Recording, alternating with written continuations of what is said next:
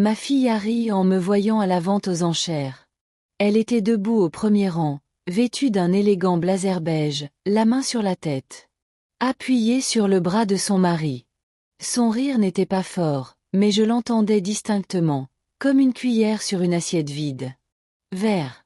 Dis au revoir à ta maison, dit-elle, trop doucement pour que les autres l'entendent. Quelqu'un d'autre va tondre ta pelouse à partir de maintenant.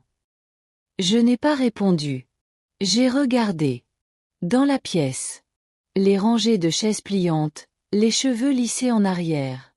Commissaire-priseur, le murmure des conversations à voix basse, l'odeur du produit nettoyant pour tapis et du café avarié. L'homme 2. Le voisin avait un livret glacé ouvert sur ses genoux, avec une photo de mon Porsche en couverture. Mon Porsche, celui où je. Un jour, j'ai tenu ma petite fille dans mes bras pendant qu'elle riait au son des carillons éoliens. Lot numéro 7, disait-il. Maison familiale de 3 chambres à coucher. Modernisation.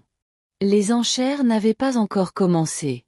Ils ne s'attendaient pas à ma venue, et certainement pas. Je n'étais pas censé enchérir. J'étais censé rester à la maison tranquillement, comme une histoire que personne ne lit. Mais je n'étais plus une histoire. J'étais toujours là et j'allais rappeler. Comment j'y suis arrivé? C'est une longue histoire.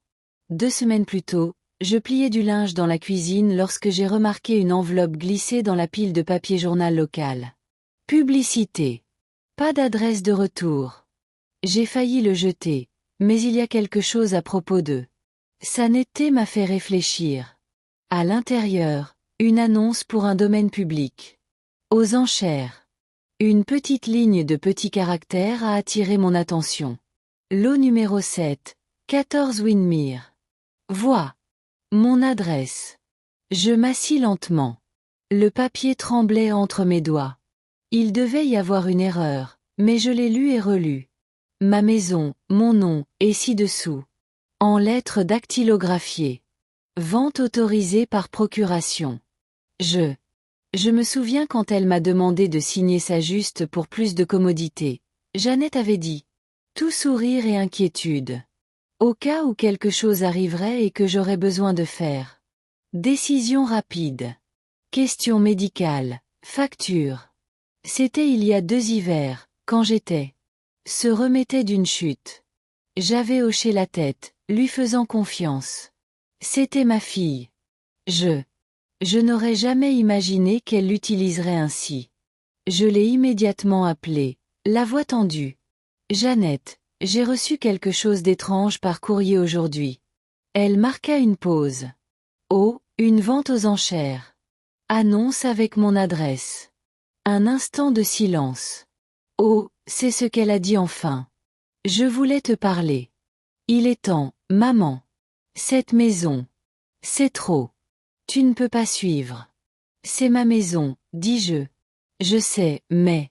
Ce n'est pas sûr pour toi. Et franchement, c'est un atout qui pourrait servir à quelque chose. J'avais du mal à respirer. Utile à qui? Soupira-t-elle. Ne rends pas les choses plus difficiles. Tu auras un endroit charmant à Meadow Hills. Tout est pris en charge, repas, linge, etc. Petit jardin. Je ne vais nulle part. J'ai dit. Tu as déjà signé le pouvoir de avocat, me rappela-t-elle. Et puis, avec finalité. C'est fait. Je n'ai pas dormi de la nuit. J'ai traversé chaque pièce comme si j'étais déjà un fantôme. J'ai touché le bord du piano sur lequel mon mari jouait autrefois. Lissé. La dentelle sur la vieille lampe que j'ai ramenée de l'Ohio en 72. Ma vie n'était pas une responsabilité. Mes souvenirs n'étaient pas un fardeau. Le lendemain matin, j'ai fait 2 appels. Appels. Un à un avocat, un à la banque. J'en avais assez de côté. Pas des millions. Mais assez. Assez pour faire valoir mon point de vue. Et maintenant, j'étais assis au 5e rang. Dans mon meilleur manteau avec mon sac à main à côté de moi. J'ai regardé ma fille sourire d'un air suffisant tandis que le commissaire-priseur s'approchait du micro. Il a commencé par le plus petit. Propriété. J'ai attendu. Lot numéro 1, lot numéro 3. Quelques ventes, quelques applaudissements polis, puis lot numéro 7, une charmante maison de 3 chambres sur Windermere. Vois. Je l'ai vue se redresser. Elle s'est penchée vers l'avant, s'attendant à ce que quelqu'un levait la pagaie. N'importe qui sauf moi. Le commissaire-priseur a ouvert les enchères, et j'ai levé la main. Rame stable. Le son dans la pièce a changé, un murmure. Confusion. Ma fille se retourna brusquement, les yeux écarquillés. Maman, dit-elle en s'avançant. Vers moi. Mais je n'étais plus la femme discrète qui signait des formulaires sans les lire, ni la cible facile. J'ai dit. Rien. Les enchères ont continué, et j'ai gardé ma pagaie levée. La maison n'était pas grandiose.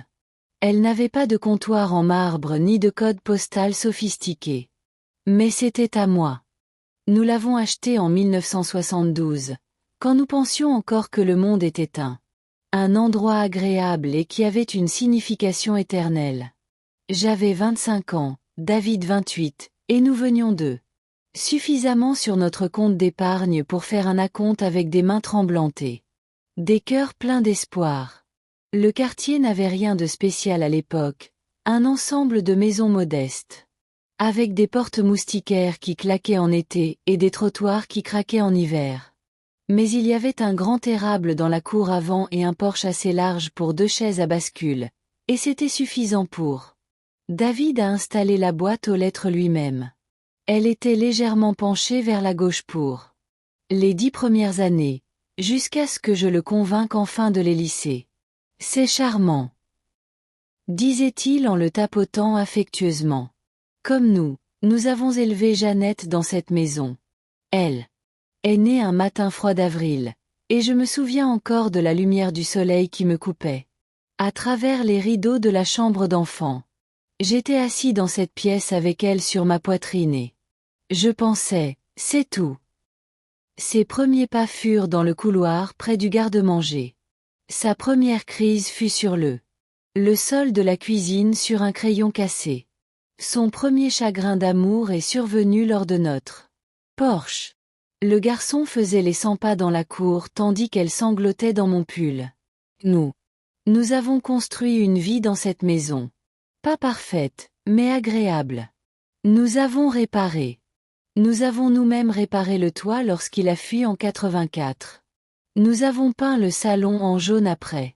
David a perdu son emploi pour nous rappeler que tout n'était pas en train de s'effondrer. Planté. Fait pipi près de la clôture au printemps après la mort de ma mère parce que j'en avais besoin.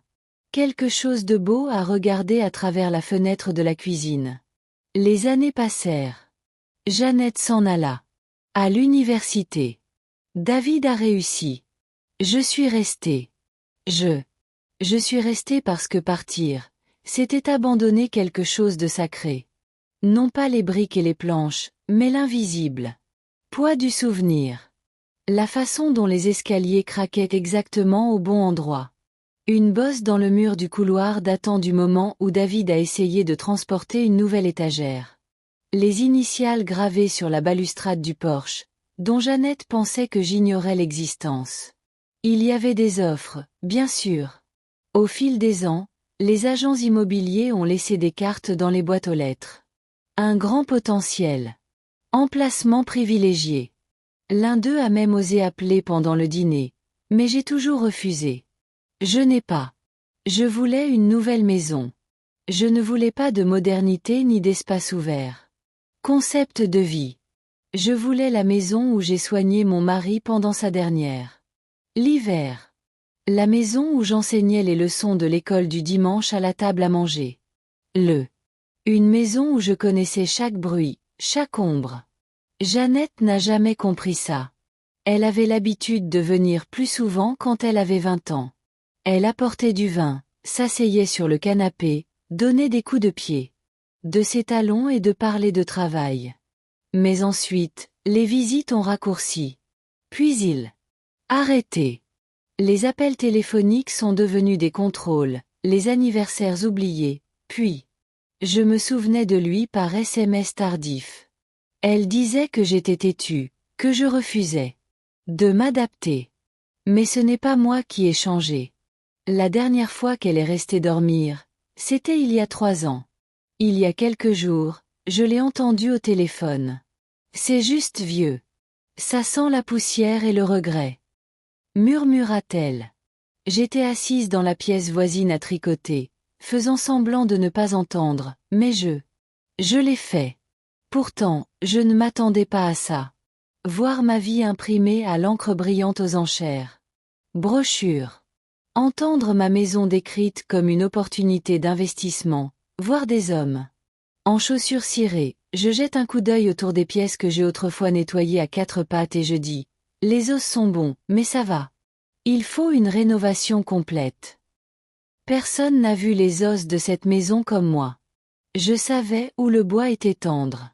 Et où il tenait fermement. Je savais quelle planche s'enroulait quand on marchait dessus. Et comment incliner la lunette arrière pour que la brise prenne juste comme il faut en juillet. Je savais. Sur quelle partie du comptoir de la cuisine David s'appuyait toujours, laissant une tache usée. Dans le stratifié. Rien de tout cela n'avait d'importance pour eux, mais ça comptait pour moi. Le jour où j'ai appris la vente aux enchères, je suis resté assis dans le salon pendant des heures, juste à respirer, à écouter. Le silence de la maison était différent ce jour-là, serré, me regardant comme s'il. J'avais moi aussi entendu la nouvelle et j'attendais ma réponse. Je me suis levé et j'ai marché jusqu'au coin où la chaise de David était là. J'ai posé ma main sur l'espace vide. Ne t'inquiète pas, ai-je dit. Murmura-t-il. Je ne les laisserai pas t'emmener. Je ne sais pas si je parlais de David ou la maison ou autre chose. Ce soir-là, j'ai sorti le dossier. Marqué comme important. Celui que je n'avais pas touché depuis l'année suivant la mort de David. Il y avait tout, les actes, l'assurance, une clé de coffre-fort et le petit. Mon grand livre de comptes que je tenais depuis des décennies. Chaque fois que je puisais dans mes économies. La fois où j'ai prêté de l'argent à Jeannette, je l'ai écrit. J'ai tourné la page jusqu'à la dernière page. Était encore suffisant, peut-être pas pour surenchérir sur un promoteur, mais suffisant pour faire du bruit, pour les faire me regarder, pour dire. J'étais là. J'ai construit ça. Tu n'as pas le droit. Efface-moi d'un coup de marteau. Pas sans te battre. Jeannette n'a pas toujours été comme ça. Il y a eu des années, lointaines, floues, où elle s'accrochait à ma jupe à la sortie de l'école maternelle et pleurait si je la regardais. Vers la porte. Quand elle se blottissait contre moi sur le canapé, sa petite main serrant le mien, chuchotant des secrets sur les papillons et les monstres sous le lit. Elle m'appelait maman d'une voix si douce qu'elle pouvait me déstabiliser pendant des jours.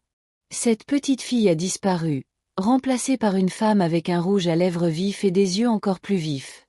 Je me souviens encore du moment exact où j'ai réalisé qu'elle était partie et que quelqu'un d'autre avait pris sa place. Ce n'était pas une de ces disputes bruyantes ou des scènes dramatiques. Non, c'était calme.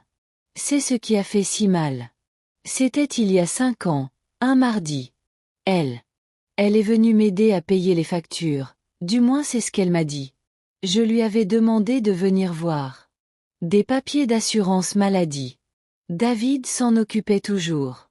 Et après son décès, les chiffres ont commencé à grimper. Sur la page. Jeannette était assise à la table avec son élégant ordinateur portable ouvert, tapant et cliquant avec efficacité et vivacité, levant à peine les yeux. Maman, dit-elle soudain, sans cérémonie. Tu devrais vraiment penser à vendre. J'ai marqué une pause. Vendre quoi? La maison. J'ai cru l'avoir mal entendu. Elle a soupiré. C'est trop cher. Pour vous. Vous vivez seul dans 3 chambres, 2 salles de bain et un jardin de la taille d'un petit parc. C'est inefficace. Et honnêtement, ce n'est pas sûr. En sécurité. Le mot persistait comme un moustique. Elle se cachait toujours derrière la sécurité. Commodité, efficacité, ce qu'il y avait de mieux. Je lui ai dit que ça ne m'intéressait pas, que la maison était belle, j'avais un système, un rythme. Mais je l'ai vu alors, ce regard. Cette expression pincée qui disait « Nous y revoilà ». Mon têtu, dépassé. Une mère impossible. Elle n'a pas discuté.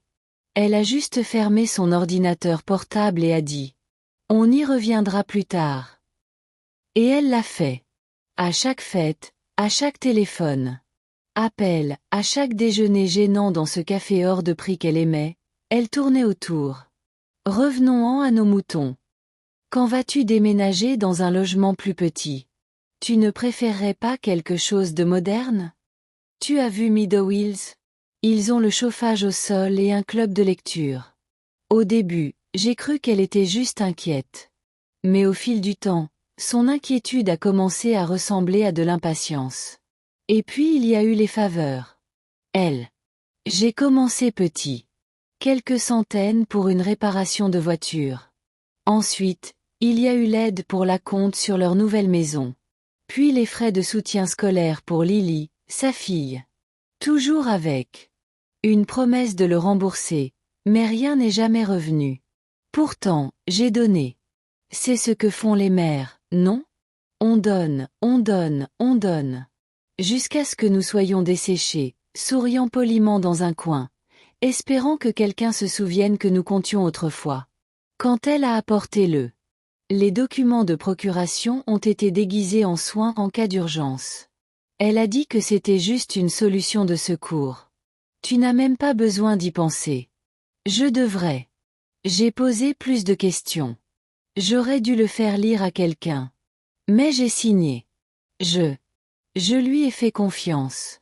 Cette confiance a pris fin le jour où j'ai trouvé ma maison dans un catalogue de vente aux enchères.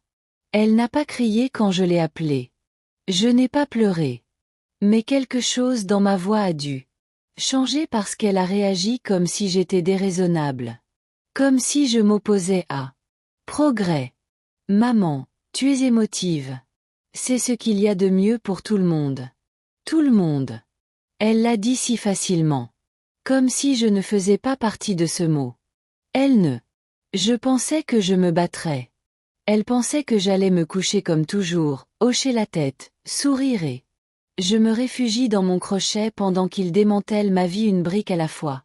Mais quelque chose en moi, quelque chose d'ancien, de silencieux et de féroce, s'est réveillé. On ne comprend pas. Pour m'effacer. Ce soir-là, j'étais assis dans la cuisine.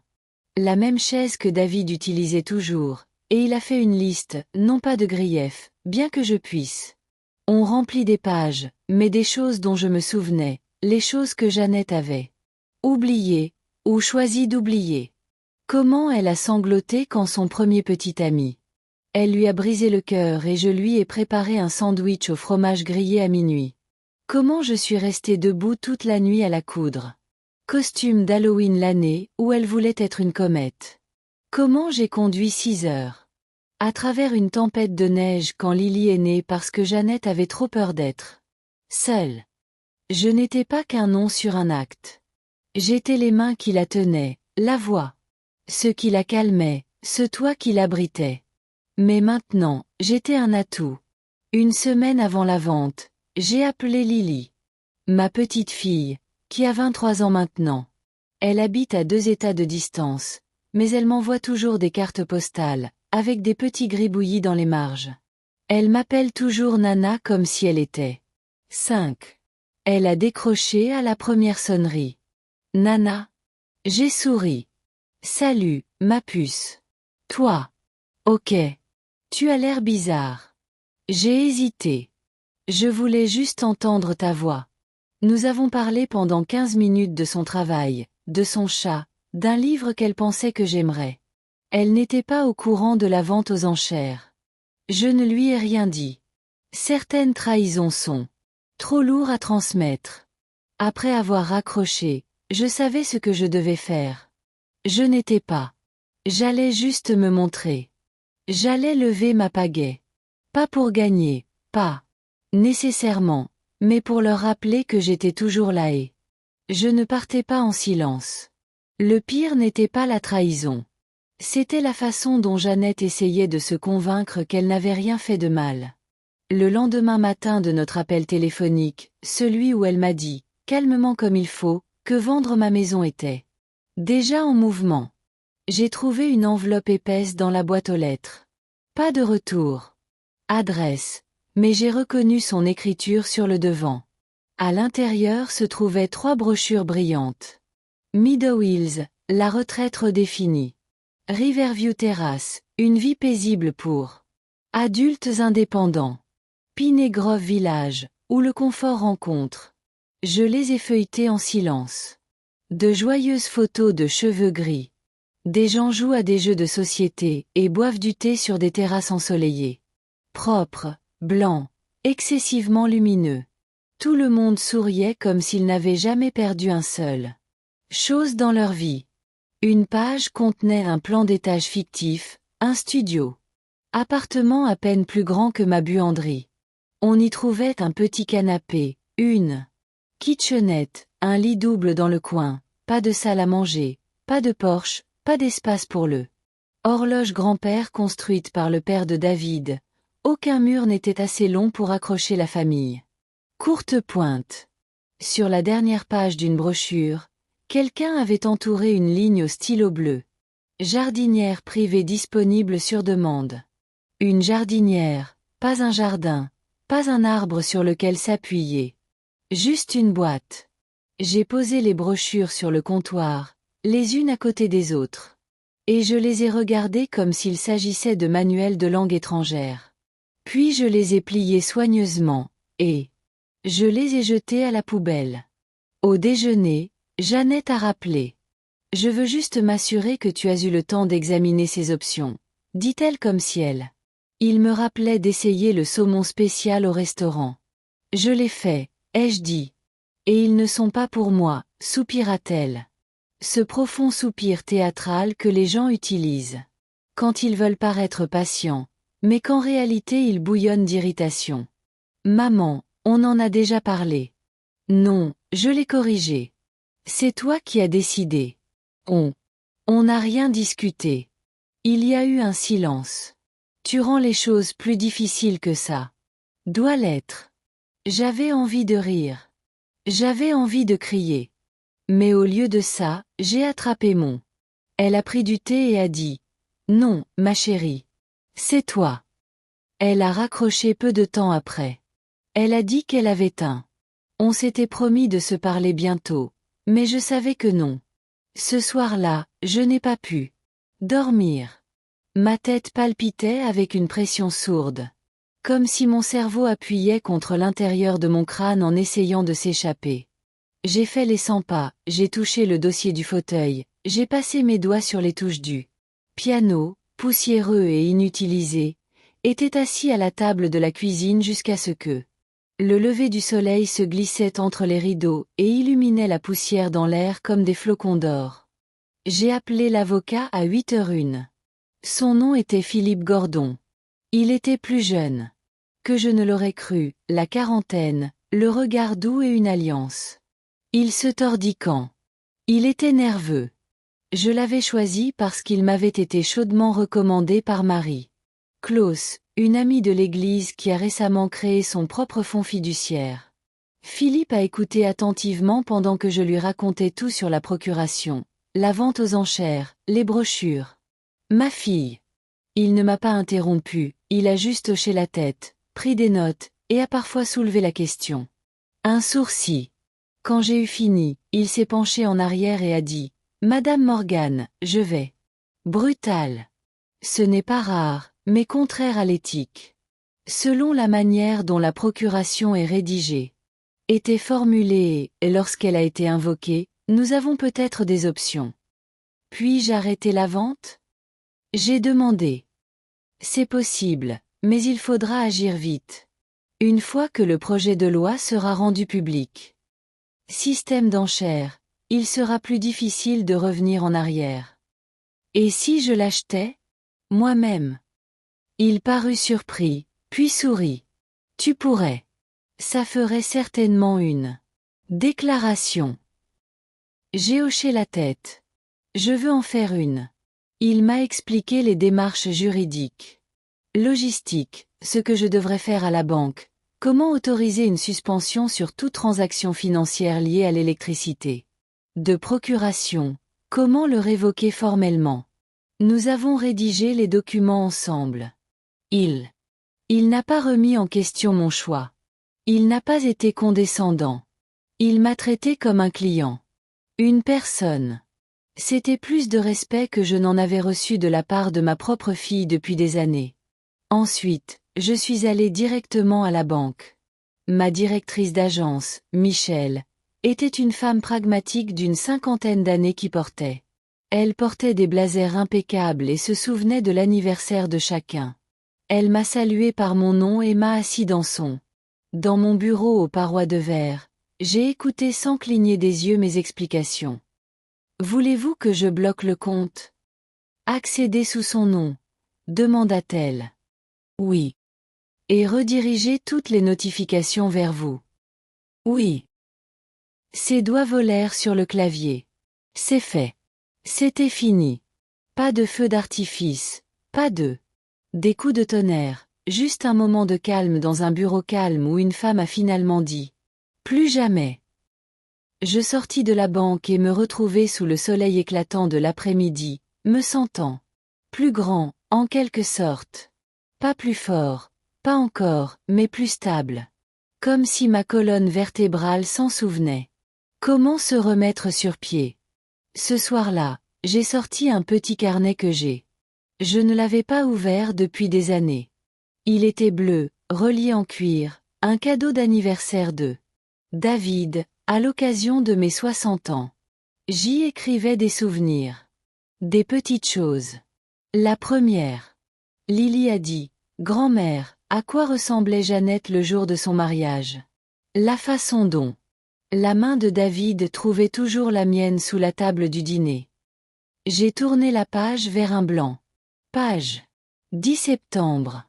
Aujourd'hui, j'ai cessé d'avoir peur. Aujourd'hui, j'ai dit non et demain, j'irai à la vente aux enchères. C'est Lily qui m'a donné l'heure exacte. Et le lieu, sans le vouloir. Elle a appelé la veille de la vente, joyeuse. Comme toujours, elle parle de son nouvel appartement et de son voisin bizarre qui joue du jazz à 2 heures du matin. Et oh, maman dit qu'elle prend. Demain, départ pour quelque chose d'important. Une grande course familiale. Une sorte de séance de dédicace. Je crois. Elle était vague. Quel genre de signature? Demandai-je, essayant de garder mon calme. Le niveau de la voix. Je ne sais pas, dit Lily d'un ton léger. Elle et Rob se disputaient à propos. Des permis de stationnement ou quelque chose comme ça. Tu les connais.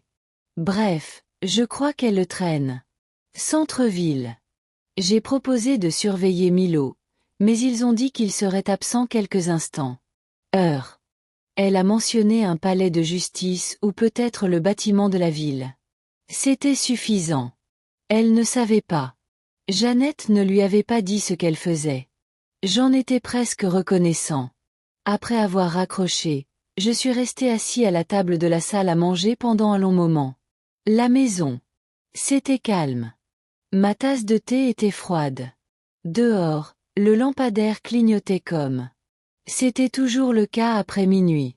Je l'imaginais signer des papiers dans un blazer impeccable. Cheveux parfaits, stylo glissant sur les lignes qui confieraient ma maison à un inconnu. Je l'imaginais en train de rire à une blague de Rob. Peut-être en disant quelque chose comme « Eh bien, ce n'est qu'un bâtiment. Elle s'adaptera. » Mais je ne le ferai pas. Je le savais. Maintenant. J'ai pensé à ne pas y aller, à laisser faire, à la laisser porter le poids de ce qu'elle avait fait, laissant le silence être ma réponse finale. Mais ce n'était plus moi. Plus maintenant. À 7 heures le lendemain matin, je me suis habillée. Soigneusement. Robe bleu marine, celle avec les plis simples et la petite perle. Bouton. La même robe que j'ai portée au dîner de départ à la retraite de David. La même que j'ai portée quand Jeannette a remporté son premier. La même que j'ai failli jeter, mais je ne l'ai pas fait. J'ai attaché mes cheveux avec des épingles. J'ai ajouté une touche de rouge à lèvres, pas pour eux, pour moi. Et j'ai rempli un dossier. Documents bancaires, pièces d'identité, une lettre de l'avocat au cas où. Je n'étais pas. J'allais là-bas pour faire une scène. J'allais être présent, défendre ma vérité. La salle des ventes se trouvait dans l'ancien bâtiment municipal, rue Ashbury. Je n'y étais pas allé depuis des années. Plus depuis. La cérémonie de remise des diplômes de Lily au lycée s'est déroulée dans la même salle. Elle paraissait plus petite maintenant, avec des chaises pliantes. Rangées. Un podium à l'avant, un écran de projection brillant faiblement avec les mots Riverville et Stade Salle, 11 heures je suis entrée, le cœur stable, et puis, je l'ai vue, Jeannette, assise au deuxième rang, sa tablette dans une main, téléphone dans l'autre, robe à côté d'elle, feuilletant un catalogue. Ils étaient chuchotants, souriants, confiants, à l'aise. Elle ne m'a pas remarqué à premier. J'ai trouvé un siège au 5e rang, j'ai posé mon dossier sur mes genoux, j'ai croisé mon cheville, attendais. D'autres personnes arrivaient au compte-gouttes. Quelques-uns en costume, un couple qui avait l'air comme des palmes, des chaussures bon marché, des bavardages discrets. Un homme âgé avec un bloc noté. Un badge d'agent immobilier accroché à sa chemise. Puis le commissaire-priseur s'est avancé. Bonjour à tous. On commence bientôt. Assurez-vous d'être inscrit et d'avoir récupéré vos pagaies. J'ai tenu le mien à 2 mains. La pièce s'est calmée.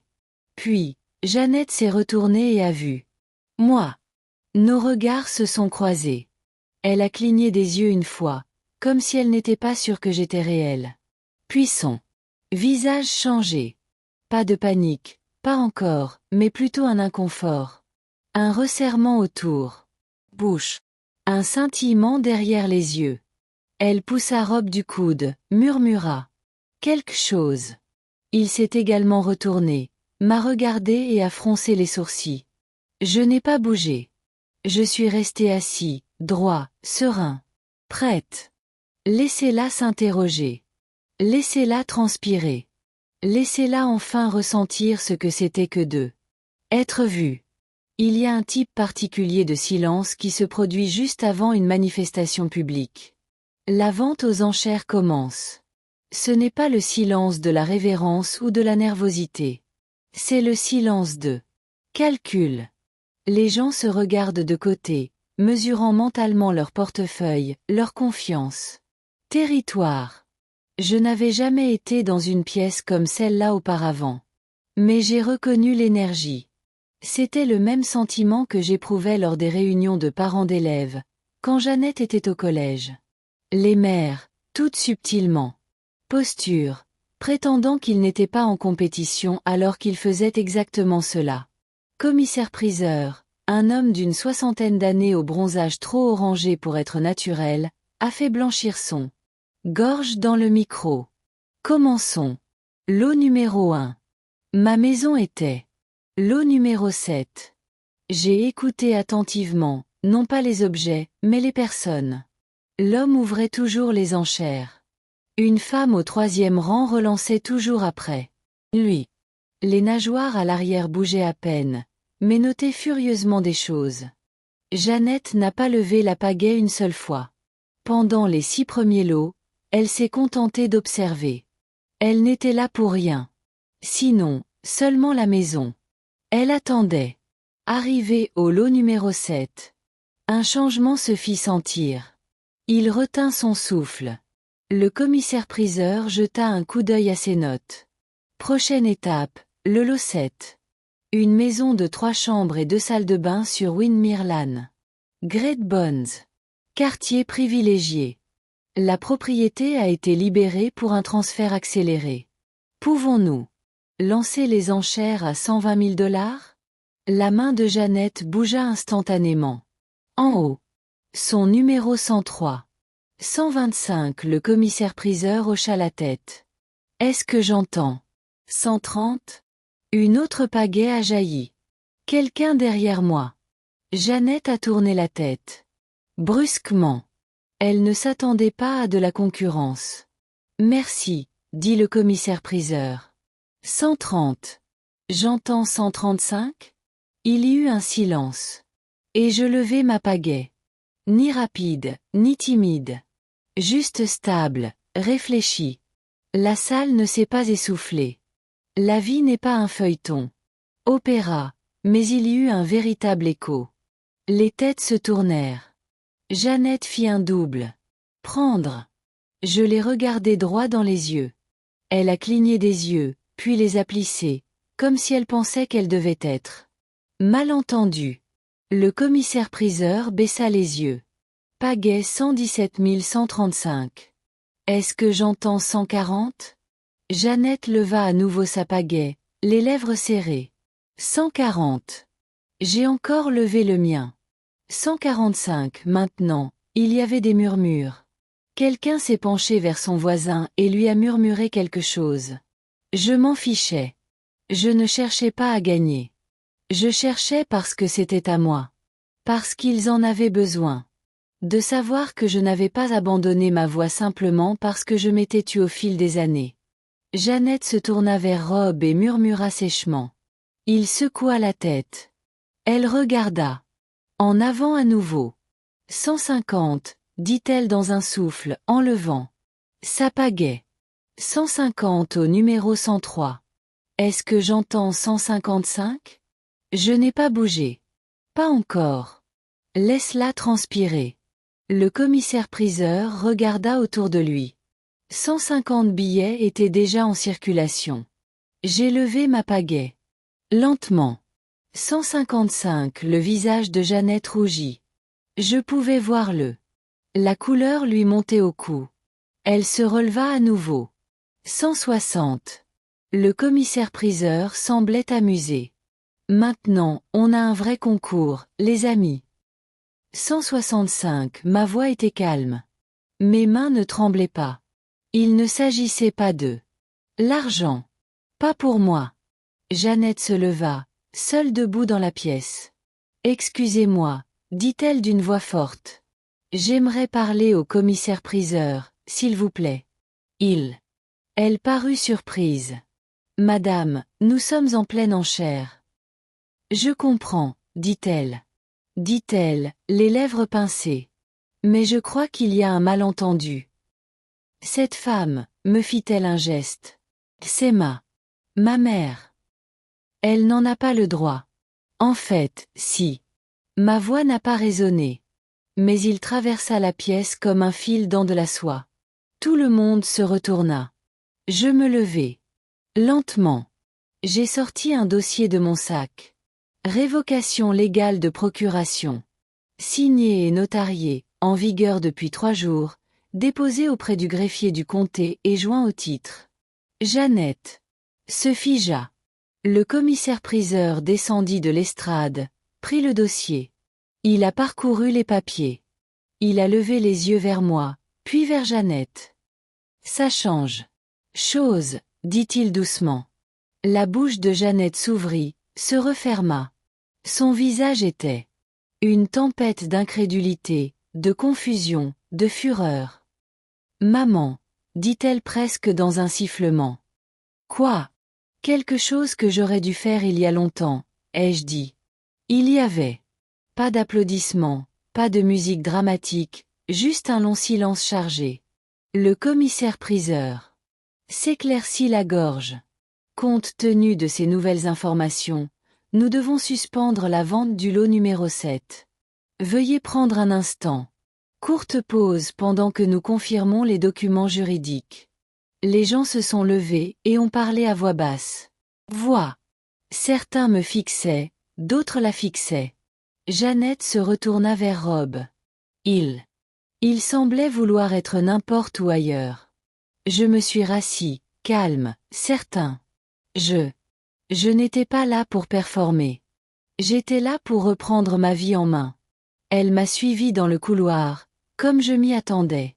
Le commissaire-priseur avait demandé une pause de 15 minutes. Il est temps pour chacun de se dégourdir les jambes et, selon ses propres termes, de rassembler ses idées. L'air à l'extérieur de la salle d'enchères sentait légèrement le cirage au citron et la poussière. Ces vieux bâtiments gouvernementaux qui avaient été nettoyés 1000 fois et qui n'avaient jamais vraiment perdu l'odeur du vieux papier. L'énolome vieillissant. Maman, dit Jeannette sèchement, les talons. Un cliquetis se fit entendre derrière moi. Mais qu'est-ce que tu fous? Je me retournai lentement. Elle se leva. À 3 mètres de distance, les bras croisés, le menton levé comme elle le faisait toujours quand elle le voulait. Paraissait plus grande qu'elle. Je t'en empêche, dis-je simplement. De quoi? De. Tu voles ma maison, s'est-elle moquée. Tu dramatises. Non, ai-je répondu. Tu le fais. Tu ne pensais pas que je le remarquerais. Elle ouvrit la bouche, mais je levai la main. Non, dis-je. Pas maintenant. Je t'ai donné des années. Il me faudrait des années pour parler honnêtement. Écoutez-moi bien. Elle hésita, visiblement. Déchirée entre s'en aller et redoubler d'efforts, elle a choisi la seconde option. Tu ne. Sache ce que tu fais, dit-elle. Tu laisses tes émotions prendre le dessus. La voix de l'intelligence. Non, répétai-je doucement. Je laisse enfin parler mes émotions. Après une vie passée à tout créer. C'est pratique pour toi, dit-elle en levant les yeux au ciel. Ce n'est pas une question de commodité. N'est-ce pas? Demandai-je. Alors, c'était quoi cette brochure que tu as envoyée? Meadow Hills, Pin. Bosquet, boîtes peintes comme des maisons. Ses joues sont colorées. Tu as besoin de soins. J'ai besoin de soins. Honnêteté, dis-je. Et respect. Jeannette regarda autour d'elle comme pour vérifier qui. Il se pourrait qu'elle nous observe.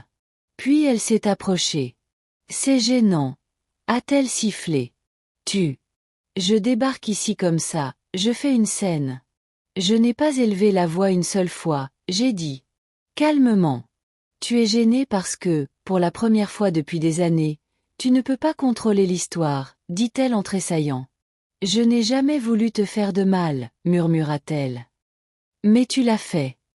Son regard croisa alors le mien, et, pour la première fois depuis longtemps, elle ressemblait à la fille que j'avais tenue dans mes bras, au bout du couloir après son premier cauchemar. Confuse. Sur la défensive, j'avais peur de me tromper. Je pensais, commença-t-elle. Je pensais que tu t'en fichais, que tu serais soulagé. Que la maison était trop grande. Tu n'as jamais rien demandé. Son silence en disait long. Vous avez décidé. Ai-je continué? Toi et Rob, vous avez examiné les bilans. Superficie en pieds carrés, à la taille du jardin. Vous avez vu des chiffres. Inconvénients liés au travail. Vous. Elle ne m'a pas vu. Ce n'est pas juste, dit-elle. Non, j'étais d'accord. Ce n'est pas juste, dit-elle. Soupira-t-elle en se frottant l'arête du nez. Et maintenant? Maintenant, dis-je, tu me laisses faire. Termine ce que tu as commencé. Tu me regardes racheter la maison que tu as essayé de vendre à mon insu.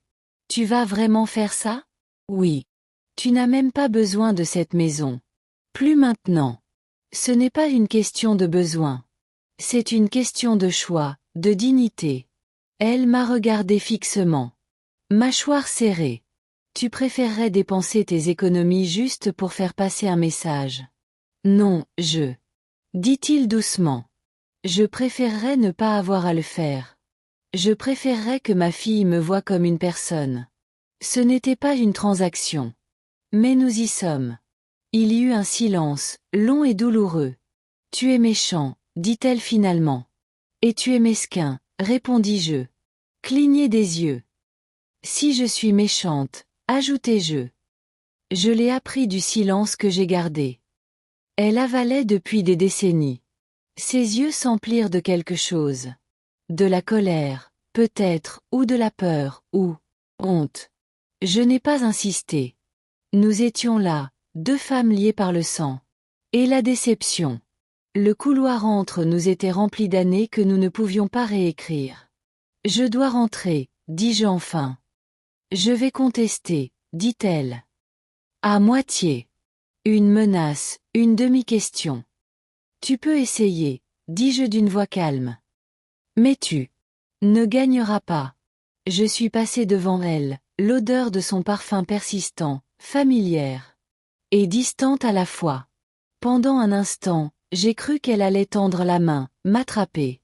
Manche, dire quelque chose de vrai. Elle ne l'a pas fait.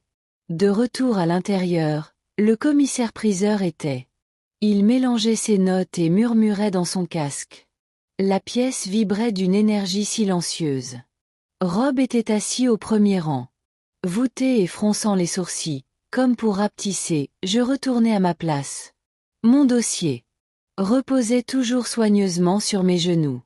Lorsque le commissaire-priseur a levé les yeux, son regard a croisé le mien. Il fit un léger signe de tête. Losette, dit-il, la voix retrouvant son rythme. Nous sommes reportant la vente, dans l'attente d'un examen juridique des droits de propriété. À ce stade, le bien n'est plus disponible aux enchères. Quelques personnes ont grogné. Un homme s'est levé et est parti. Quelqu'un d'autre a murmuré. Je savais que ça allait être compliqué. Je suis resté assis, immobile. C'était fait. Pas célébré, mais arrêté. Et c'en était assez pour aujourd'hui. La vente aux enchères a duré une demi-heure. Plus tard, personne ne m'a regardé en partant, mais je sentais les escaliers frôler. Passé, curieux, prudent, parfois compatissant. Ça ne me dérangeait pas. Je n'étais pas là. Pour eux. Jeannette n'est pas revenue dans la pièce. J'ai vu Rob partir seul, en marchant. Rapidement, les épaules serrées, le téléphone collé à l'oreille. J'imaginais la conversation. Quelque chose de court, de tendu, plein d'angles vifs. Je ne l'enviais pas. Je le déteste aussi. C'était juste un homme qui se laissait aller à croire que la voie de la facilité était toujours la plus sage. Beaucoup de gens le font. Quand la salle s'est vidée, je suis resté assis. J'avais besoin d'un moment. Pas vraiment pour me reposer, mais pour réfléchir à ce qui s'était passé, pour le ressentir, pas seulement y survivre. Le commissaire-priseur s'approcha, pliant sa presse-papier sous le bras. Madame Morgan, dit-il doucement. Mademoiselle, le corrigeai-je. Je n'ai jamais rien changé. Il sourit et hocha la tête. Mademoiselle Morgan, j'ai examiné les papiers. Avec notre conseiller juridique. Tout est en ordre. La révocation est maintenue. Et, sans procuration valide en vigueur, votre propriété ne peut être vendue sans votre consentement explicite. Je sais. J'imagine que ça n'a pas été une journée facile. Non, j'ai dit. Mais c'était nécessaire, hésita-t-il. J'ai vu beaucoup de familles venir. Ici, la plupart ne disent pas un mot. Juste un signe, un hochement de tête, et on passe à autre chose. Mais qu'as-tu fait aujourd'hui? Il secoua légèrement la tête. C'était important. Je ne répondis pas. Il n'y avait rien à dire. Il me quitta avec un léger signe de tête, et je restai assis un moment de plus, les mains posées sur le dossier sur mes genoux. J'avais gagné quelque chose, même si cela ne ressemblait pas à un triomphe. J'avais l'impression d'être seul au milieu d'une pièce autrefois bondée, tenant enfin votre terrain, seulement pour réaliser combien d'espace le silence peut occuper. Quand je suis sorti, le soleil avait changé de direction. La lumière de l'après-midi, plus douce que auparavant, le son filtrait à travers les branches des sycomores bordant Ashbury Street. Je marchais lentement jusqu'au parking. Et elle était là, Jeannette, appuyée contre sa voiture, les bras croisés, lunettes de soleil poussées sur sa tête, comme si elle avait oublié leur présence. Elle n'était plus en colère, du moins pas en apparence. Elle avait l'air fatiguée. Fini, demanda-t-elle. Oui, répondis-je. Je pensais que tu pourrais. Sortez par l'autre porte. Je n'utilise plus les sorties latérales. Cela fit légèrement frémir ses lèvres. Ce n'est pas vraiment un sourire, mais presque. Je ne pensais pas que tu viendrais, admit-elle après une pause. C'était l'idée, non, dis-je. Compte sur moi pour disparaître tranquillement. Elle n'a pas discuté. Je me suis dit que j'aidais, a-t-elle dit finalement, en faisant ce qui était responsable. Tu prévoyais à l'avance. Tu prévoyais pour ton confort. Peut-être, admit-elle, mais je pensais aussi. Tu ne te débattrais pas. Peut-être même que tu serais soulagé. Je l'ai regardé un long moment. Tu as arrêté de me demander ce que je voulais depuis longtemps. Son visage se crispa. Tu as arrêté de me le dire. Je ne m'attendais pas à ça. Et pendant un.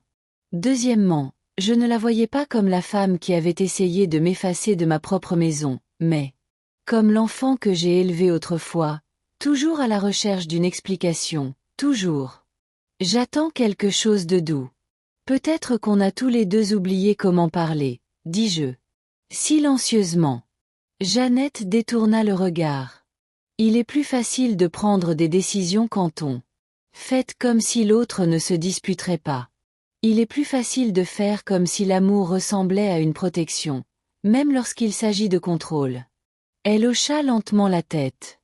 Et maintenant? Je rentre à la maison, dis-je. Et tu décides quel genre de fille tu veux avoir. Je veux être la prochaine. Elle tressaillit, mais ne s'éloigna pas. Je ne demande pas d'argent, je. Ajouter. Ni pour des visites, ni même pour des excuses. Je veux juste que tu arrêtes. Tu me gères. Jeannette expira. Tu as toujours rendu mon intervention si facile. C'est ce que font les mères, dis-je. Jusqu'au jour où elles ne peuvent plus ou ne veulent plus.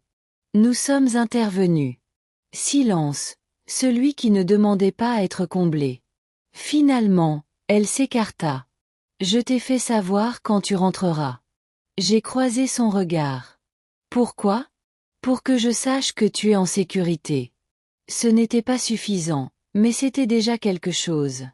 J'ai hoché la tête, je suis montée dans ma voiture et j'ai roulé. Maison. Le portail grinçait comme toujours. Petit bruit, métal contre métal, à peine perceptible pour quelqu'un d'autre, mais pour moi était une sorte de bienvenue. Ma maison avait son propre langage. Ce doux gémissement. Les marches du porche. Le tic-tac de l'horloge du couloir qui n'était jamais tout à fait synchronisé. Le léger sifflement du vent contre la fenêtre de l'étage quand le temps tournait. Je les connaissais tous. Je les avais mémorisés.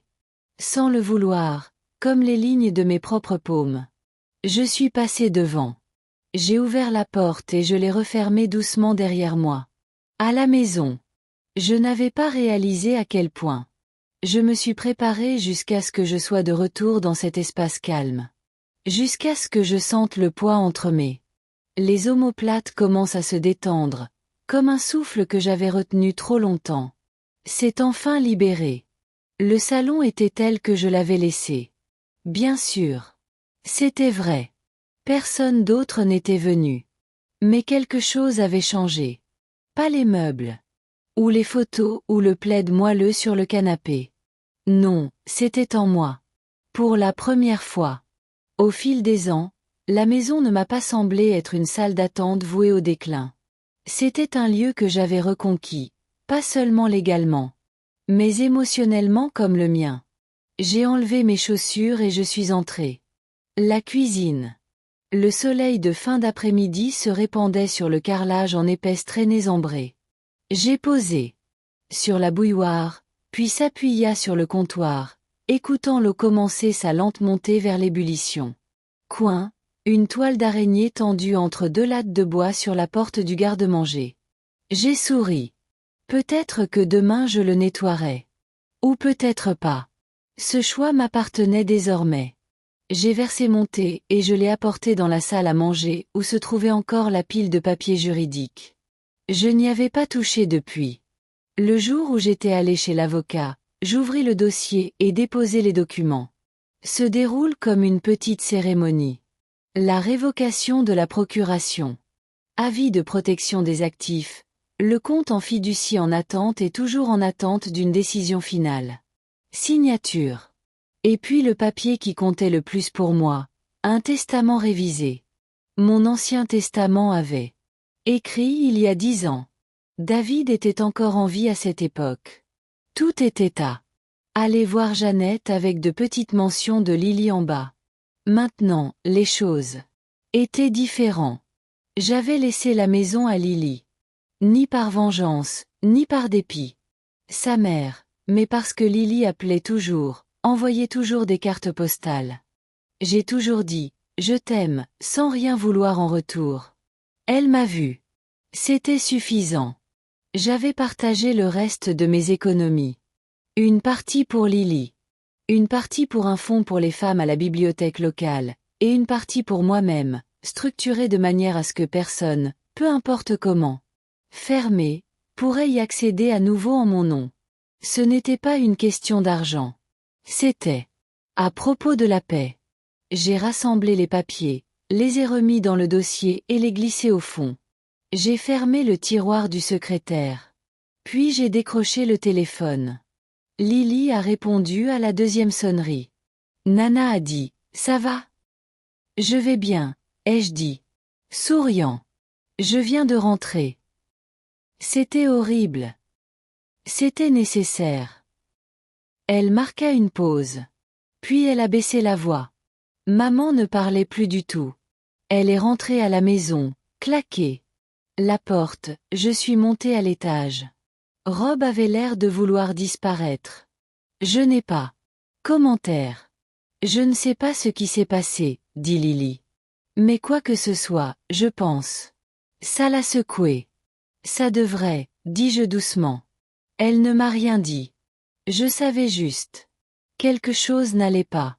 Elle a essayé de vendre la maison, Lily, sans me le dire. Sans demander. Le silence à l'autre bout du fil s'est épaissi. Oh mon Dieu! Elle pensait que j'allais. Accepte-le, que je me taise. Que as-tu fait? Je suis arrivée. Encore une pause. Toi. Tu es vraiment une dure à cuire, dit Lily. J'ai ri bruyamment, librement. Ce n'est pas le mot que j'utiliserais. Utiliser. C'est celui que j'utilise, dit-elle. Sérieusement, je suis fière de toi. Ça m'a fait. Je suis restée silencieuse un instant, non pas parce que je ne la croyais pas, mais parce que je me suis rendu compte que je n'avais pas entendu ces mots depuis. Au revoir, personne. Merci, dis-je. Je peux venir ce week-end? S'il te plaît. J'apporterai une tarte. Tu dis toujours ça. Et cette fois, je le pense vraiment. On s'est dit au revoir et j'ai raccroché.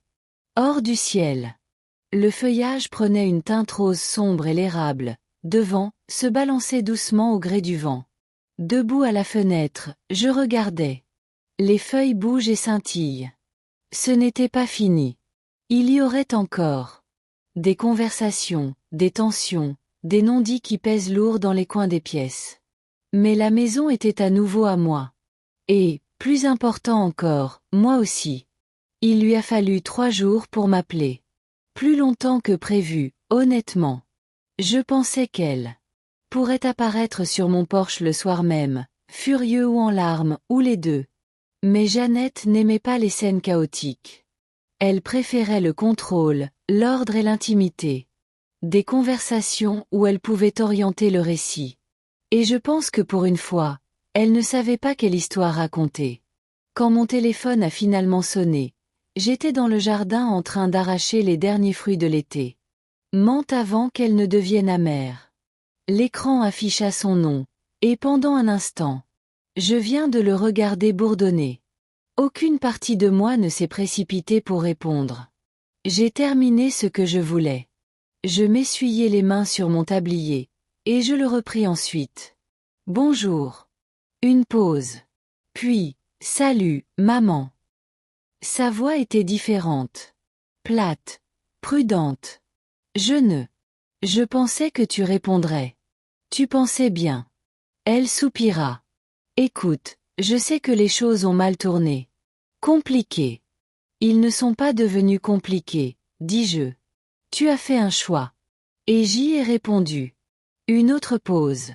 Je ne voulais pas que ça aille aussi loin. Oui. Tu l'as fait. Elle s'est hérissée. Je l'ai entendu dans son souffle. Tu ne le fais pas.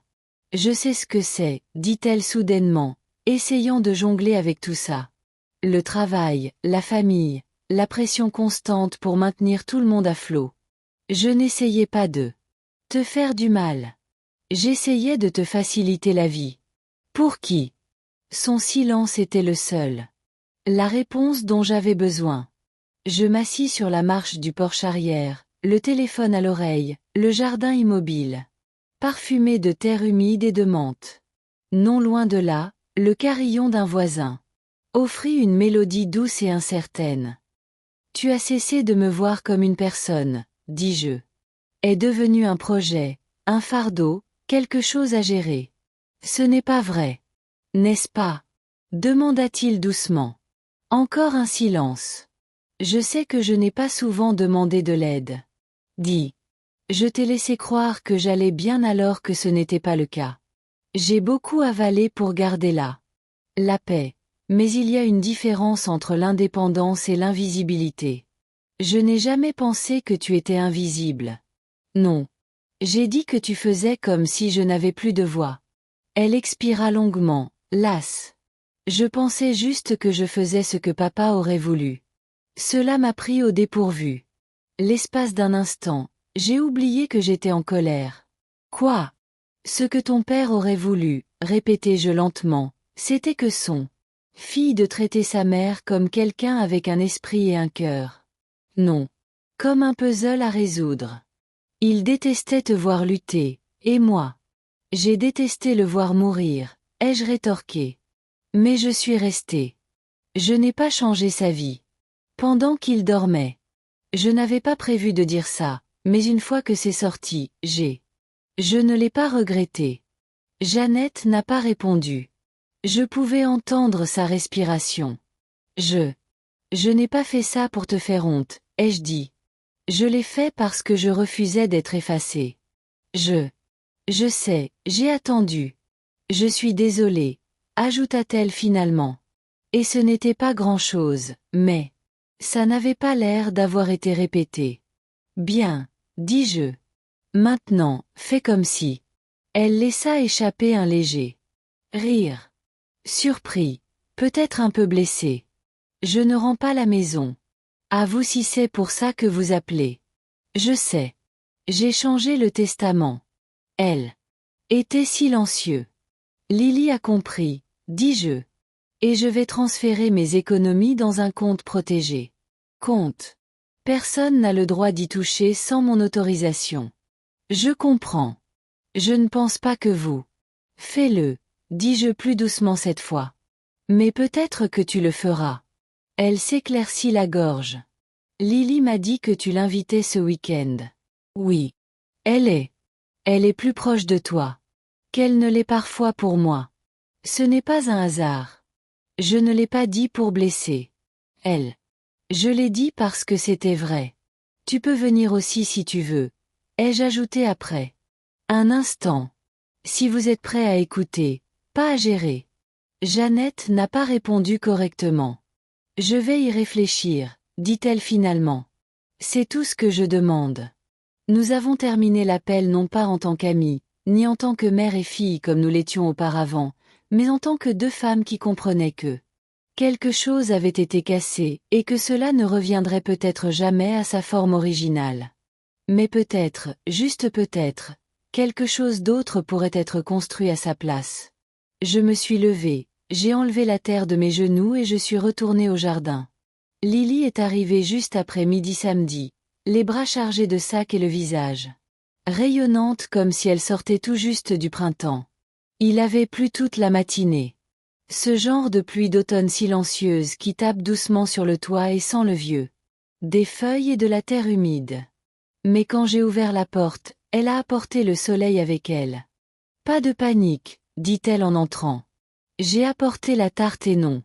Achetée en magasin cette fois. Je jure que j'y croirai quand j'y goûterai, dis-je. Souriante. Elle a ri, a enlevé ses bottes et m'a serré dans ses bras. Une sensation chaleureuse et réelle qui a persisté un instant de plus que d'habitude. Je l'ai ressenti alors, quoi? Je ne m'étais pas laissé ressentir à la vente aux enchères, ni dans la voiture, ni même cette nuit-là, quand j'ai été rentré chez moi. Soulagé. Ça ne ressemblait pas à des larmes. Ça ne. Comme un soupir. C'était plus silencieux que tout ça. C'était simplement savoir que quelqu'un était venu, non pas pour prendre quelque chose, ni pour me réparer, ni pour m'expliquer, mais simplement pour être là.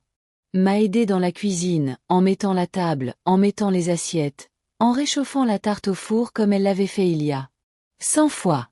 Quand nous nous sommes assis pour manger, elle m'a regardé et m'a dit « Maman m'a raconté des choses. C'est arrivé. » J'ai hoché la tête. Certain est probablement le mot juste. Elle ne l'a pas défendu. Lily dit rapidement. Elle avait juste l'air fatiguée. Je crois qu'elle a peur, Nana, de toi. De ce que ça signifie maintenant que tu as dit non. J'ai bu une gorgée de thé. J'ai dit non. Avant. Pas comme ça. Je n'ai pas discuté. Elle n'est pas méchante, ajouta Lily. Elle est juste. Elle était tellement habituée à être aux commandes. Et quand les gens comme elle perdent le contrôle, ils paniquent. Elle n'avait aucun droit. Je sais que c'était assez. Je n'avais pas besoin que Lily prenne parti. Je ne le voulais pas. J'ai changé.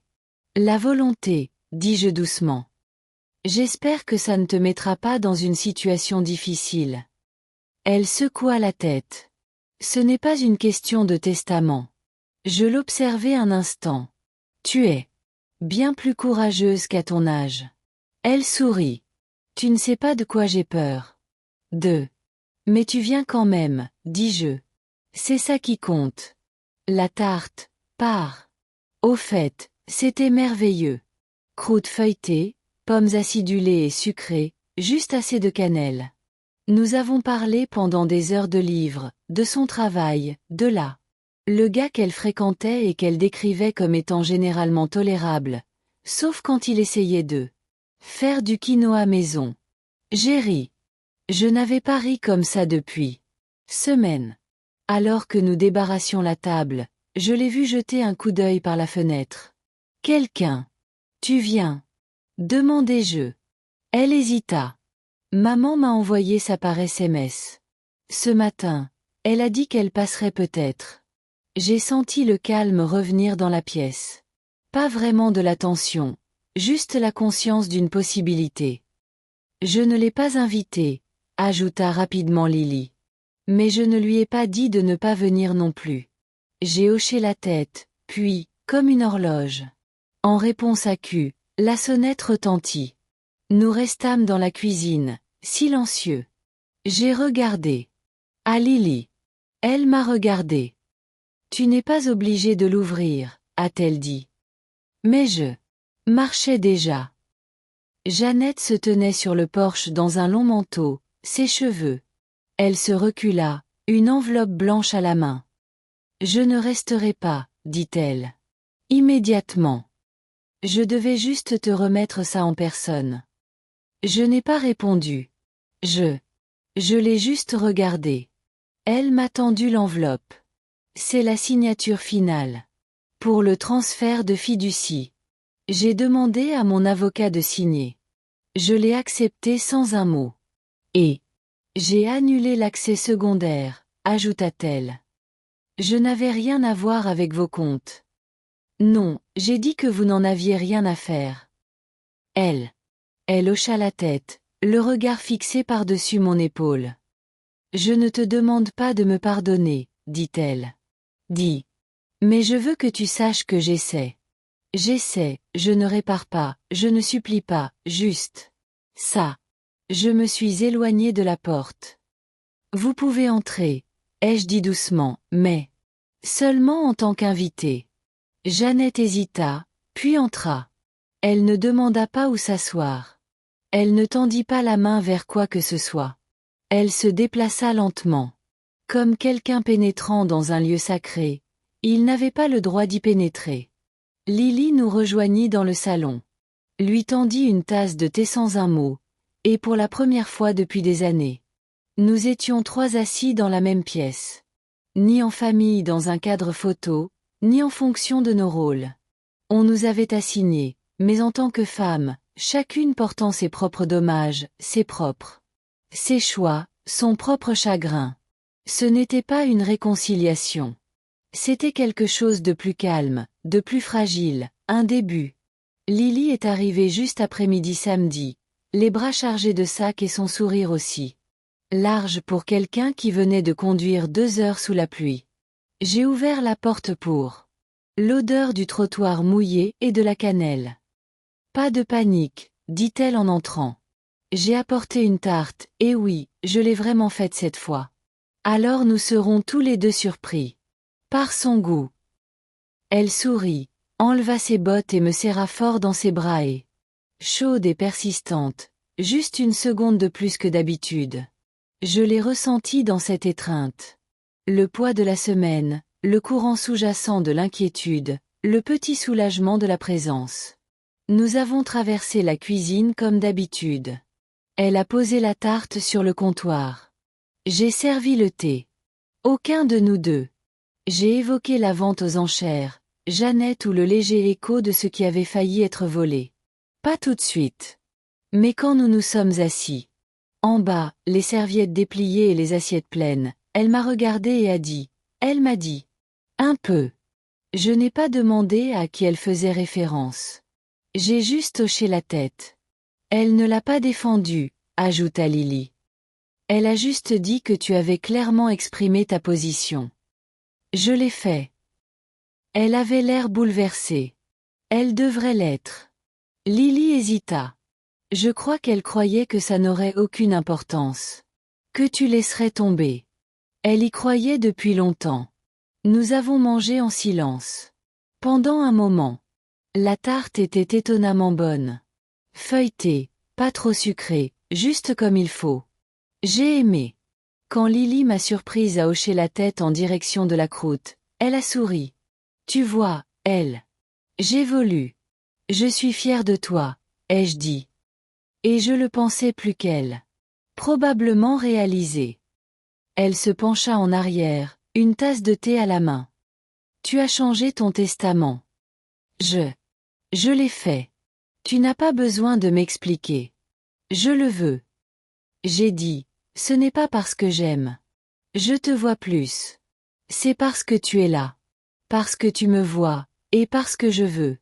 Cette maison pour rester avec quelqu'un qui comprend ce que cela signifie. La gorge de Lily se serra alors qu'elle avalait difficilement.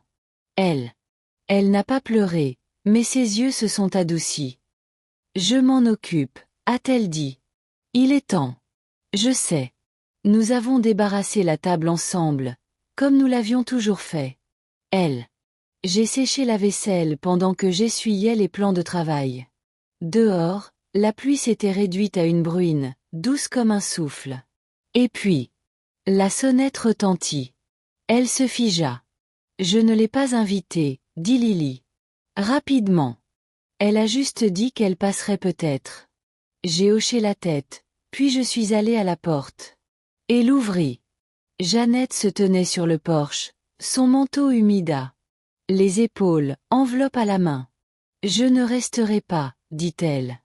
Je suis juste venue te donner. Ceci. Je l'ai pris non scellé. À l'intérieur une seule page, sa signature, finalisant la fiducie. Je me suis également retirée de tous les accès au compte, ajouta-t-elle. Tu n'auras pas besoin de chercher ça. Bien, dis-je. Elle hésita, puis ajouta. Je ne demande pas une place à table, mais j'essayais. J'ai étudié son visage, sa tension, cette lueur de honte derrière les yeux. Tu peux entrer, dis-je, mais seulement en tant qu'invité. Elle hocha la tête. Et pour la première fois depuis des années, elle a franchi mon seuil, non pas en tant que personne avec des attentes, mais comme quelqu'un qui comprenait enfin le poids de la porte qu'elle avait un jour essayé de fermer derrière moi. Elle ne resta pas longtemps. Jeannette était assise au bord du fauteuil du salon, les jambes croisées, les mains pliées trop soigneusement sur ses genoux, comme si elle ne savait plus quoi faire d'elle-même dans cette maison.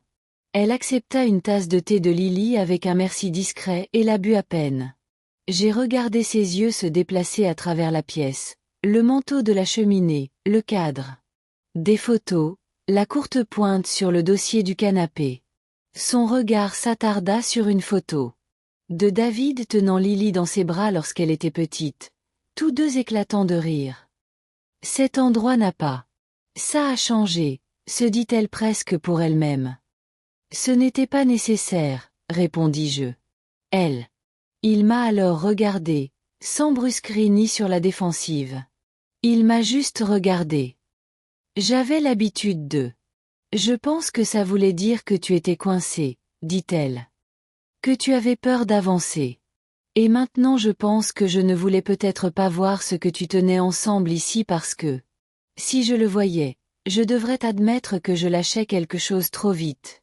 Lily remua sur son siège, mais ne dit rien.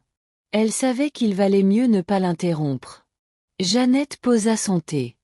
N'attends pas de pardon, maman. Je ne te le propose pas, ai-je répondu. Pas aujourd'hui. Elle acquiesça. Juste. Mais elle ne se leva pas pour partir. Elle resta, gênée dans son immobilité, comme si elle attendait quelque chose qu'aucun de nous deux ne pouvait faire. Je savais comment nommer. Je pensais à toutes les fois où j'avais gardé le silence pour elle, aux années où je me suis fait plus petit pour éviter sa déception, ses opinions, sa maigreur. Correction voilée. Je me souvenais des anniversaires où elle était en retard, des vacances où elle. Son sourire était crispé par l'obligation. Je me souvenais aussi de sa façon de s'accrocher à mon bras quand j'étais enfant dans les magasins bondés. Comme elle pleurait autrefois quand je l'ai quittée à l'université. Nous n'étions pas seulement mère et fille. Nous étions une famille de longue date. Une série de choix. Certains tendres, d'autres insouciants. Je ne veux pas de la maison, dit-elle soudain. Je n'en ai jamais vraiment voulu. Je crois que je voulais le contrôle parce que je me sentais toujours hors d'atteinte. Parce que j'ai arrêté de me laisser. Tu diriges ma vie. Parce que je n'ai jamais compris comment tu pouvais vivre si tranquillement, si complètement, sans avoir besoin de moi. Plus. Je me suis assis. Le silence n'est pas la même chose que petit ou faible.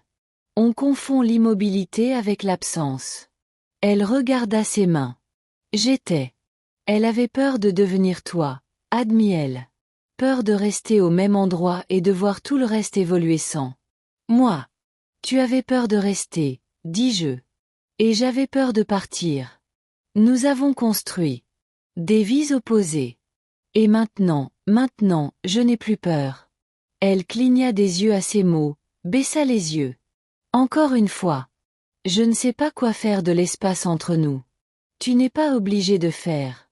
Je n'ai rien à voir avec ça, dis-je. Arrête de faire comme si ça n'existait pas. Encore un silence, pas de colère, ni même de tristesse. Juste plein de choses qu'on n'avait pas ditées. Elle ne le ferait peut-être jamais. Elle se leva enfin. Je vais y aller, dit-elle. Mais j'aimerais revenir. Pas pour gérer, juste pour rendre visite si c'est autorisé. J'ai hoché la tête. C'est à mes conditions. Elle n'a pas discuté. Lily l'a raccompagnée jusqu'à la porte. Je n'ai pas. Suivez. J'écoutais leur échange à voix basse. Pas de haussement de voix, pas de tension, juste le son d'un au revoir. À son retour, Lily portait la tasse de thé que Jeannette avait à peine touchée. Elle la rinça sans un mot. Tu crois? Elle le pensera vraiment? Demanda-t-elle finalement. À propos de son retour. Je pense qu'elle essaie. Ça ne résout pas le problème. Non, ai-je dit, mais c'est un début. Nous sommes restés assis ensemble un moment après cela. Aucun bruit, seulement le craquement occasionnel du plancher sous nos chaises et le bruissement du vent dans les arbres dehors. Ça va, Nana? Demanda Lily. J'ai pris un moment avant de répondre. Oui, ai-je dit. Pour la première fois depuis longtemps. Je crois que oui. Les semaines suivantes se sont déroulées tranquillement. Jeannette n'est pas revenue. Loin, mais elle a appelé une fois, une seule fois. Ce fut une conversation brève, guindée. Avec de longues pauses, comme si nous parlions à travers un brouillard que nous ne parvenions pas à dissiper. Mais c'était poli, prudent. Civil, c'était aussi un début. Entre-temps, je retournais à ma propre vie. Celle que j'avais failli laisser filer sous le poids de la certitude d'autrui. J'ai recommencé à fréquenter la bibliothèque. Encore le jeudi matin. Les femmes me réservaient toujours la chaise près de la fenêtre, la plus proche du chauffage. L'hiver. J'ai passé de longs après-midi à m'occuper du jardin. Les rosiers avaient besoin. Taille, et le lierre près de la clôture avait recommencé à pousser trop loin. Il y avait un réconfort à mettre les mains dans la terre, à extraire la beauté de quelque chose de sauvage. Cela me rappelait que j'avais encore du pouvoir, j'avais encore le droit de m'occuper de ce qui m'appartenait.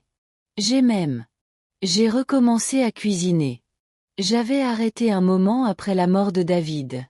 Juste une de ces petites choses qui semblaient trop tranquilles sans personne avec qui les partager. Mais maintenant, je faisais du pain le dimanche. Genre qu'il aimait. J'ai enveloppé le surplus dans du papier sulfurisé et je l'ai donné à mes voisins. Non pas par besoin de compagnie, mais parce que j'ai apprécié l'échange. Un moment de chaleur qui passe. De main en main. Sans attente, sans bruit. Lily venait presque tous les week-ends. Elle ne restait pas toujours longtemps. Elle avait une vie, un travail. Son propre appartement rempli de plantes et de chaos, mais elle venait toujours. Elle apportait des histoires, des rires, parfois sa lessive. Ça ne me dérangeait pas. Un samedi, elle avait apporté un livre. Tu devrais lire ça, dit-elle en le posant délicatement. Sur la table basse. Le personnage principal m'a fait penser à toi. J'ai regardé la couverture. Une femme sur le porche, face à un champ. Elle ne fait pas grand-chose, ajouta Lily. Mais d'une certaine manière. Tout change autour d'elle. J'ai souri. Ça me dit quelque chose. On n'en a pas parlé. Jeannette, beaucoup. Parfois, Lily mentionnait quelque chose, un email, une conversation, un moment de frustration. Mais elle n'a jamais essayé d'expliquer les choix de sa mère. J'ai apprécié que cela. Ce n'était pas son fardeau. Pourtant, je savais qu'elle nous observait tous les deux. Espérant discrètement. Un après-midi, alors que nous étions assis sur le porche à siroter du thé, elle m'a demandé « Est-ce que elle te manque ?» Je n'ai pas répondu tout de suite. Ce que je pensais qu'on pourrait avoir me manque, ai-je dit. Mais non, ça ne me manque pas d'être dirigée. Tu crois qu'elle va un jour? Elle a déjà changé. Elle l'a déjà fait, mais pas comme je le souhaitais. Et ce n'est pas grave. Lily hocha la tête, pensive. Je crois qu'elle a peur de devenir toi. Elle me l'a dit, mais je pense qu'elle a encore plus peur de finir seule. Pas seule, dis-je. Pas si elle apprend à être honnête. Je ne l'ai pas dit par malice. Je ne cherchais pas à paraître sage ou distant. C'était juste la vérité. Ce soir-là, après le départ de Lily, je me suis assis au piano. Ça avait été années depuis que je n'avais pas joué, mes doigts bougeaient lentement, incertains au début, comme si les clés me mettaient à l'épreuve. Mais quelque chose s'est installé. La mémoire musculaire, peut-être. Ou juste une petite joie inattendue. La mélodie était simple, ancienne, quelque chose que David. Je fredonnais sans m'en rendre compte. J'ai joué jusqu'à ce que la lumière extérieure devienne orange. Puis bleue, puis disparut complètement. La pièce redevint silencieuse. Pas vide. Jamais vide, mais emplie d'une paix que j'ignorais encore avoir le droit de ressentir. Et pour la première fois depuis. Pendant des mois, je n'ai pas pensé à ce qui allait suivre. J'ai pensé à ce que j'en avais encore. La lettre est arrivée mi-novembre. Une simple enveloppe, sans retour. Adresse. L'écriture de Jeannette, soignée, familière, trop formelle. Je me suis assis sur la table de la cuisine avant de l'ouvrir, comme je le faisais toujours avec ses lettres quand elle était plus jeune. À l'époque, elle provenait Colonie de vacances, de l'université, des premiers voyages d'affaires. Petite nouvelle, bribes de sa vie renvoyée chez elle pour y être tenue. Celle-ci semblait plus lourde. En 2 pages. Manuscrite, non dactylographiée. La première ligne disait « Je ne savais pas comment dire ça ». À voix haute. Je l'ai lu lentement. Rien ne m'a pressé. Elle ne s'est pas excusée. Ça m'a surprise. Elle a écrit sur la peur, sur le fait de me voir vieillir sans savoir. Que faire avec ça, du contrôle comme réflexe, comme substitut à la proximité. À propos de la façon dont elle s'était convaincue que prendre les choses en main équivalait à faire preuve d'attention. Je crois que j'avais oublié que tu avais une vie avant ma naissance. Elle a écrit que tu savais des choses bien avant que je ne me tienne debout. Mes propres pieds. Quelque part en chemin, j'ai arrêté de te regarder. J'ai commencé. Vous gérez comme une tâche. Elle a écrit sur la maison, pas seulement sur à vendre, mais les souvenirs. Les murs où elle avait caché des dessins au crayon. L'escalier où elle s'était assise en pleurs après sa première rupture. La cuisine où je lui avais appris à casser un œuf. Sans mettre de coquillage dans le bol. Je pensais que le vendre nous protégerait des dégâts du vieillissement. Je comprends maintenant. Aurait tout effacé. Il n'y a pas eu d'excuse spectaculaire, juste une sorte de réflexion silencieuse. Vers la fin, elle écrit « Je comprendrai si tu ne. Tu veux que je revienne dans ta vie comme avant. Je te le demande seulement s'il y a de la place. Peut-être pouvons-nous construire quelque chose de nouveau. Pas mère et fille comme avant. Juste 2 femmes qui essaient de ne pas disparaissent. » J'ai plié la lettre, lissé les plis, les posé sur le table et la fixa pendant que la bouilloire chauffait. Elle n'avait pas demandé pardon, et je la respectais pour. Ce qu'elle proposait n'était pas une solution. C'était une porte entr'ouverte, une invitation. Sans pression. Ce soir-là, je marchais dans la cour, emmitouflée dans mon manteau, les mains dans les poches. Les feuilles avaient presque disparu. Des branches nues s'élevaient vers un ciel couleur cendre. Le froid rendait tout silencieux d'une manière différente. Pas comme la paix de l'été. Mais comme une pause hivernale. Un calme avant le changement. J'ai pensé au temps que j'avais passé à supporter ce silence entre nous. Au poids que ce silence avait accumulé au fil des ans. Chaque appel d'anniversaire manqué. Chaque douleur non exprimée.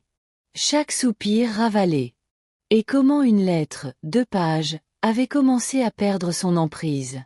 Je ne savais pas quoi viendrait ensuite. Je ne savais pas si nous serions un jour proches. Mais elle savait une chose. Elle me voyait maintenant. Pas seulement comme une mère. Pas comme une femme au foyer. Elle ne comprenait plus, mais comme une personne avec des limites, avec un souffle. C'était quelque chose. Le lendemain matin, je lui ai répondu. Juste 1 page. Je lui ai dit. Elle m'a envoyé la lettre, disant que je la croyais, que j'étais prêt à essayer, à ne pas oublier, à ne pas revenir, mais à commencer. Nous étions de nouveau là où nous étions, honnêtes, égaux, adultes. Et puis j'ai ajouté, si jamais. Je veux revenir à la maison, la porte est ouverte, mais tu la traverses en tant qu'invité et tu laisses ton presse-papier à. Je l'ai signé avec juste mon nom, sans maman, sans titre. Puis je l'ai glissé dans l'enveloppe et je l'ai posté. L'air était froid sur mes joues quand je suis sortie, mais ce n'était pas dur. Elle se sentait propre. Elle est revenue en décembre. Sans prévenir. Pas de fanfare, juste le bruit de sa voiture entrant dans l'allée, le craquement sourd. Des pneus sur le gravier froid. Je l'ai regardée sortir par la fenêtre. Une écharpe serrée, les mains nues malgré le vent. Elle n'avait ni sac, ni presse-papier. Elle tenait juste une boîte en argent avec un ruban rouge. J'ouvris la porte avant qu'elle pouvait frapper. J'ai apporté des biscuits au gingembre, dit-elle comme si c'était la chose la plus ordinaire. Chose au monde. Bien sûr que si, dis-je en m'écartant. Elle entra. Elle retira son manteau et ses chaussures en silence. Chaque geste était soigné. Délibérément. Elle ne demanda pas où s'asseoir cette fois. Elle attendit. Du thé? J'ai demandé? Elle acquiesça. S'il vous plaît. Nous avons procédé par gestes. Bouillir, verser, infuser, dans un silence complaisant. Celui qui nous régnait avant que les choses ne deviennent pesantes, avant que le contrôle ne remplace. Conversation. Dans le salon, elle posa la boîte sur la table, mais ne l'ouvrit pas. J'ai lu. J'ai lu ta lettre 3 fois, dit-elle finalement. Je ne savais pas qu'une page pouvait contenir autant de choses. Tu disais la même chose. Un truc avec les recettes. Elle sourit. Un petit truc, mais vrai. Je ne m'attendais pas à ce que tu répondes. Tu ne t'attendais pas à grand-chose. Elle grimaça et hocha la tête. Non, pas du tout. Nous sirotâmes notre thé. La maison était chaude. La lumière. Dehors, un doux gris. Le genre d'après-midi qui resserre un peu plus les liens. Aucun bruit, sauf celui. Le bourdonnement du radiateur et le faible bruit du vent à travers les arbres nus. Au bout d'un moment, elle se pencha et ouvrit la boîte. C'est de ta recette, dit-elle. J'ai dû fouiller dans de vieux cahiers pour le trouver. J'en ai pris un et je l'ai cassé en deux. Parfum, gingembre, mélasse, clous de girofle, rose comme un souvenir. Tu ne les as pas brûlés. Nous avons préparé 3 fournées. Nous nous sommes assis ensemble et avons mangé en silence. Pas de sermon, pas de explication, juste le claquement des biscuits, le réconfort du temps partagé et la lenteur. Réparation d'un objet cassé depuis longtemps. Elle resta 1 heure, sans chercher à le réparer. Elle n'a rien essayé d'arranger. En partant, elle n'a pas dit « à bientôt ». Elle a dit « merci de m'avoir laissé entrer ». Et j'ai dit « merci d'être venu comme toi-même ». Je me tenais à la fenêtre pendant qu'elle s'éloignait, la boîte en argent sous son bras, maintenant à moitié vide. La maison semblait à nouveau silencieuse, mais pas creuse.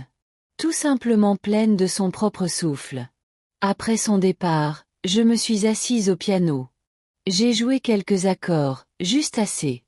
Et puis j'ai écrit, pas à Jeannette, pas à Lily, pour moi-même, 1 page, peut-être 2, sur ce que signifie rester, posséder son l'espace, pour parler quand le silence est plus facile, pour recommencer, même après des années. Se sont installés lourdement dans ta poitrine. J'ai placé les pages dans le carnet bleu. Puis je me suis servi une autre tasse de thé. Je n'ai rien gagné au sens traditionnel du terme. Il n'y a pas eu de justice rendue, pas de confession diffusée dans une salle d'audience, aucun grand geste de réconciliation. Mais j'ai gardé ma maison. J'ai gardé mon nom. J'ai gardé ma voix. Et cela dans le silence. Le récit d'une longue vie est plus que suffisant. Si cette histoire a fait bouger les choses, vous, partagez-le, dites-le à quelqu'un ou restez simplement avec lui pendant un moment. Parfois, la chose la plus forte que vous puissiez faire est de rester exactement où vous êtes et de ne pas vous excuser. Si cela vous a touché, laissez un commentaire ou envoyez-le à quelqu'un qui en a besoin. Être vu est une force.